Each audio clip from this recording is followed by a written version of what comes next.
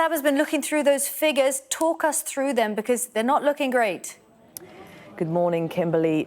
No, they're not. The average wait time for things like Category 2 phone calls, which are emergency phone calls for things like heart attacks, for things like strokes, are now on average an hour and a half, more than an hour and a half. And this is for the first time.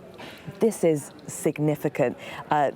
This is half an hour longer than the worst time on record, and it's also 5 times higher than the target time, which is 18 minutes. Now, these numbers are important. For every 10 minutes that emergency care is delayed for someone suffering something like a heart attack, this means that there will be, on average, an extra 3 deaths per 100 patients, and that's according to a study published in the European Heart Journal.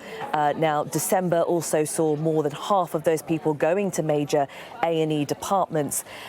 They had to wait more than 4 hours. This has gone up by just under 5% since November. Now, we know how hard it's been for the NHS these past 2 years, especially since the pandemic, and we've seen ambulance workers, nurses on strike.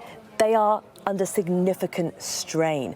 And Sky News earlier interviewed a doctor from an emergency ward who gave us a glimpse into life in A&E. Take a look. We're incredibly busy. We have been for a number of months, if not pushing on for years now. And there's something about that when you're already at 100% capacity and running as fast as you can't go any faster. So the ED staff, they're working flat out as they have been for a number of months. When everywhere is already escalated and running at maximum capacity, you can't step something up. So I think what we're seeing now is that different areas of the health economy and the wider system are having to step up and escalate, not just our emergency department, not just our ambulance services, not just our medical assessment areas. It's the whole system that's now had to step up and run at a higher level.